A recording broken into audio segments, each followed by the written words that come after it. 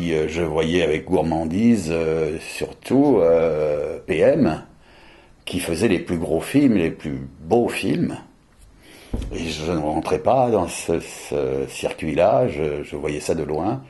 Et un jour, je ne sais plus comment ça s'est fait, Génie, ou à l'époque c'était Mathilde, je crois, m'a appelé et m'a dit est-ce que tu es libre le lendemain, etc.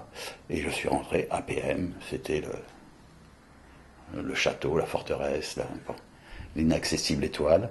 Et finalement, je suis rentré dans PM, j'ai fait plein de belles choses. Et la cerise sur le gâteau, c'était Génie un jour qui m'a dit tu vas faire des essais pour Clint Eastwood.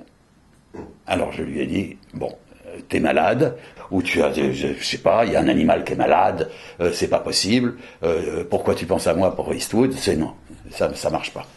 Et elle m'a dit si, elle a insisté, donc j'ai fait les essais. On a fait trois fois les essais, c'était envoyé par étude là-bas.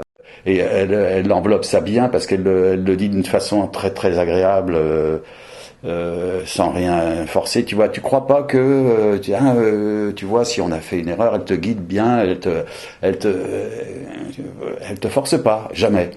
Et elle est cliente de ce que tu racontes aussi, de ce que tu dis, de ce que tu peux apporter. Mais enfin, bon, la barrière, c'est ce qu'il y a sur l'écran, quoi. Voilà. Et ça, c'est formidable. Avec son air de pas y toucher comme ça, tu vois, elle est toujours. Et puis après, tu te rends compte, tu te dis, mais quelquefois, elle a tort, non, c'est pas vrai. Puis tu réécoutes et puis tu dis, bah oui, c'est ça, oui, elle avait raison, quoi. Elle a une oreille de spectateur idéal. Elle est toujours innocente.